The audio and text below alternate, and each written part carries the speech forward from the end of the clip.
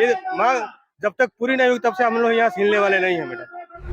अभी हम लोग का एलआईसी का पैसा कटा है और उस पर सिग्नेचर करा करके जमा कर लिया गया, लेकिन पैसे का पता नहीं कि कहाँ गया। जो 10% कटौती हम लोग को वेतन से किया जाता है और 10% सरकार देती है, वो पैसा एक खाता खुलता है, उसके माध्यम से कर्मचारियों के खाते में डाला जाता है। लेकिन बड़ी दुर्भाग्य इस स्मारक कर्मचारियों की कि आज तक खाता तक नहीं खोला गया। कि सर हमारा जो समस्याएं हैं उसको हल करिए, तो उन्होंने साफ मना कर दिया कि मैं जब तक कुर्सी पर बैठा रहूंगा तुम लोग की समस्याएं नहीं हल करूंगा। नमस्कार, एबीएन समाचार में आपका स्वागत है। आपके साथ मैं सैफिया मुस्कान। इस वक्त मैं मौजूद हूँ अम्बेडकर पार्क में, इको ग्रीन गार्डन में। यहाँ किस चीज का आंदोलन चल रहा है, क्या चीज छिड़ी हुई है, यहाँ जो हमारे साथ लोग मौजूद हैं हम इनसे इनका हाल जानेंगे। क्या नाम है भैया आपका? नमस्कार, मैं विजय कुमार यादव इको गार्डन से हूँ मैम। हम स्मारक समिति के कर्मचारी हैं। हम लोग हमारी भर्ती लगभग 12 साल पहले हुई, अभी तक हमारी वेतन विसंगति दूर नहीं हुई है।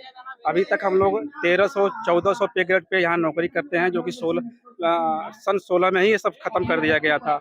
और दूसरी बात ये है कि हमारा जो सीपीएफ का पैसा है 10 करोड़ रुपया हुआ था, ये एक अधिकारी ने इसका पूरा घोटाला कर लिया है। लगभग कुछ महीनों तक वो जेल में थे, उसके बाद जेल से छूट के बाहर आए। बाहर आने के बाद फिर वो उसी पद पे बैठ गए और उसकी जांच होनी चाहिए। और ये 10 करोड़ का मैटर नहीं है महोदय, ये लगभग 340 करोड़ से ऊपर का घोटाला यहाँ है। सारी जांच हो और हमारे स्मारक समिति में कोई बाहरी आईएएस अधिकारी या पीसीएस अधिकारी की नियुक्ति हो, क्योंकि वो रहेगा तो सही से देखेगा।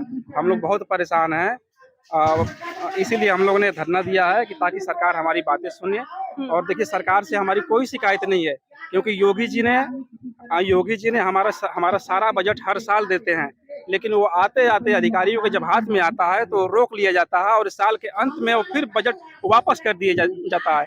और हम ये नहीं चाहते हैं कि हमारा बजट वापस जाए। वो बजट हमारा पैसा, हमारे हक का पैसा है, वो हमको मिले, इसलिए हम धरना दे रहे हैं।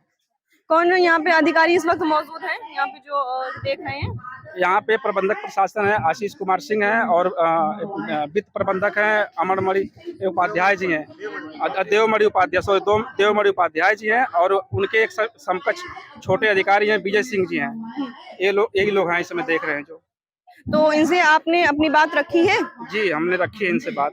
तो क्या इनका क्या कहना है आपके लिए, आपकी टीम के लिए? ये लोग कहते हैं कि आपका सारा मामला शासन में लंबित है, यही कह के टाल देते हैं। यानी कुल मिला के वो गवर्नमेंट के ऊपर एक हिसाब से जा रहे हैं। जी हाँ, गवर्नमेंट के ऊपर जा रहे हैं। और आपके हिसाब से गवर्नमेंट की तरफ से सारा मामला साफ है? गवर्नमेंट की तरफ हर चीज आ चुकी है आपके लिए? गवर्नमेंट की तरफ से सारी चीजें हमें मिलती है। अच्छा, तो क्या उम्मीद है कि मतलब कुछ देंगे, कुछ कर पाएंगे उन लोग अधिकारियों से? क्या उम्मीद है? मैम, हम लोग तो आज 7वां दिन है धरना दे रहे हैं। आज 7वां दिन है धरना। ये 7 दिन से चल रहा है? 7 दिन से मैम चल रहा है, और जब तक हमारी मांगे पूरी नहीं होगी हम लोग लगातार यहाँ जमे रहेंगे। जब तक हमारी मांगे पूरी नहीं होगी यहाँ से हम लोग हिलेंगे नहीं। चाहे 7 दिन हो या 17 दिन हो या 1 महीना हो, हम लोग लगातार यहाँ बैठ के अपनी मांगे मांगते रहेंगे सरकार से इसलिए कह रहे हैं कि ये विभाग माननीय हमारे मुख्यमंत्री योगी जी के पास है, और योगी जी इसको ध्यान दे कि कौन सा अधिकारी क्या कर रहा है, इतना बड़ा घोटाला कर रहा है, और माननीय हमारे योगी जी को मालूम नहीं चल रहा है। ये आपके माध्यम से शायद उन्हें मालूम हो, तो इन अधिकारियों पे कार्रवाई करें।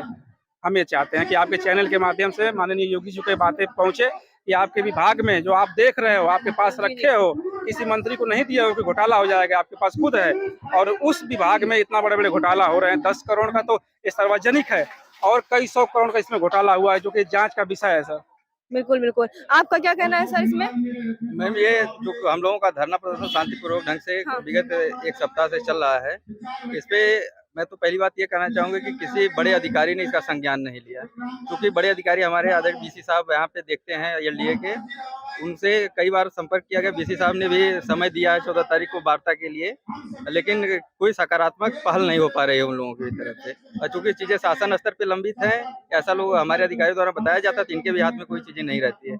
जबकि बहुत से कर्मचारी ऐसे 1400 ग्रेड पे के हैं, उनका इंगेजमेंट भी इस वर्ष में रोक दिया गया है। अब 1300 वालों का है, उनकी तो सारी चीज़ें पेंडिंग पड़ी हैं। अच्छा, जैसे कि सर अब ये 7 दिन से चल रहा है आंदोलन आपका, इससे क्या निष्कर्ष निकल कर आ रहा है आपका? मैम देखिए, हम लोग अपना काम कर रहे हैं, हम लोग शांतिपूर्वक ढंग से अपनी मांगों को मांग रहे हैं। अब आगे मांग देना तो अधिकारियों लोगों के हाथ में है ना। ये तो चीजें हम लोग अपना तो धरना निरंतर जारी रखेंगे। हम कभी भी अपना धरना, जब तक हमारी मांगे पूरी नहीं हो जाती, हम निरंतर जारी रखेंगे।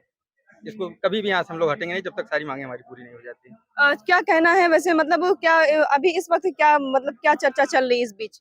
इस वक्त चर्चा हम लोगों की यही है कि सचिव साहब ने बुलाया हुआ है हाँ। वार्ता के लिए। पत्नी मंडल गया हुआ, 8 लोग हमारे साथ के गए हुए हैं। अब वो लोग बात करके आएंगे तब पता लगेगा कि हाँ क्या चीजें निकल के वहाँ से आ रही हैं, क्या आश्वासन मिल रहा है। मिल रहा है क्या सर? क्या कह रहे थे आप अभी? कुछ लोग गए हैं वार्ता के लिए, हाँ। वार्ता में क्या निर्णय लेता है उसके बाद आगे रणनीति बनाई जाएगी, क्या करना है, क्या आगे क्या करना है। ये अनवरत चलता रहेगा जब तक हमारी मांगे नहीं पूरी होगी, तब तक ये बंद नहीं होना। ये भर में न पड़े कोई भी, चाहे हमारे अधिकारी चाहे हमारी सरकार जो भी हो, ये मांग जब तक पूरी नहीं होगी तब से हम लोग यहाँ हिलने वाले नहीं है मैडम। तो तब तक आपका काम वगैरह कैसे चलेगा? आप काम करेंगे उसके अंदर रह करके कि अपने काम कर लेते हैं, सब काम करके ही आते हैं हम। 9 बजे 10 11 बजे काम करके आप ड्यूटी लोग करके ही आते हैं, जो भी है काम करके ही आते हैं हम लोग। अच्छा सर, क्या कहना है आपका? अरे मैम, हम लोगों का आंदोलन चल रहा है 7 दिन से, क्या लगता है आपको? लगता है आंदोलन सफल होगा। हम लोग लगे हुए हैं, सरकार संज्ञान मिले हम लोगों को, बात आगे बढ़े। हाँ सर, क्या कहना चाहेंगे आप? सरकार से यही कहना चाहेंगे कि भाई हम लोग की जो मांगे हैं पूरी की जाए। कर्मचारी अपने कार्य को लगे हुए हैं और समय से अपना कार्य भी करते हैं और अपना धरना भी दे रहे हैं कि इससे कोई काम प्रभावित ना हो और उनकी मांग ली जाए और जो भी घोटाला हुआ उसकी जांच हो। अभी हम लोग का LIC का पैसा कटा है और उस पर सिग्नेचर करा करके जमा कर लिया गया, लेकिन पैसे का पता नहीं कि कहाँ गया हो। मतलब आपका कागज वगैरह जमा कर लिया गया है LIC के नाम पर हम लोग का रसीदी टिकट लगा के साइन करा लिया गया और पैसा बिना अनुमति के। मैम, हम लोग चाहते हैं कि हमारा वेतनमान जो पुनश्चित वेतनमान है वो लगे और जो CPF का हमारा घोटाला हुआ वो पैसा वो लोगों का खाता खोला जाए और जो LIC का पैसा हमारा ये लोग सिग्नेचर करवा के जो कागज वगैरह रख लिए हमारे पैसा मिले। ये 3 हमारी प्रमुख मांगे हैं। उसके बाद 7वां जो भी मांगे हैं हम लोग चाहे कर्मचारी मृतक या बहुत तमाम मांगे हैं वो बाद में देखेंगे, लेकिन हमारी 3 मांगे प्रमुख है। पुनश्चित वेतनमान और CPF का जो घोटाला हुआ पैसा वो हमें मिले और LIC वाला पैसा। आज तक अकाउंट नहीं मिला हम लोगों को कि किस खाते में पैसा हम लोग कट के जमा है, किसी को पता नहीं। 12 साल हो गया। अच्छा, आप लोग ये 12 साल से ड्यूटी कर रहे हैं तो आप लोग का कोई अकाउंट का कोई अता पता नहीं ना? कोई LIC का नहीं, मतलब खाता पैसा तो आता है हम लोग का। हाँ। जो सैलरी वो आती है और LIC तो का सैलरी तो मतलब तभी आपके अकाउंट खोला हुआ है। सैलरी का अकाउंट मैम दूसरा होता है और CPF का दूसरा होता है। हाँ, तो वो CPF का खाता अभी तक हम लोग का नहीं खोला गया, जो 10 करोड़ घोटाला में चला गया है। और ये CPF का पैसा किस प्रकार से देने को बोला गया था आप लोग को? मैं CPF का पैसा मतलब कि ये हर महीने कटता है। हाँ बताइए भैया, कैसे देने को बोला गया? कटौती 2011 से नियुक्त हुए सभी स्मारक कर्मचारी 2011 से CPF हर मत वेतन के मत से काटा जाता है और शुरू से ही काटा जा रहा है, लेकिन अभी तक खाता आवंटित नहीं किया गया है। जो 10% कटौती हम लोग को वेतन से किया जाता है और 10% सरकार देती है, वो पैसा एक खाता खुलता है उसके माध्यम से कर्मचारियों के खाते में डाला जाता है। लेकिन बड़ी दुर्भाग्य इस स्मारक कर्मचारियों की कि आज तक खाता तक नहीं खोला गया और बीच में हम लोग के बीत है देवमणि उपाध्याय जी, वो उनके माध्यम से 10 करोड़ रुपए का गमन हो चुका था। किसी तरह 10 करोड़ का गमन हो गया। और सबसे बड़ी बात मैडम ये है कि ये विभाग, ये पैसा किसके उससे गमन हुआ है? मतलब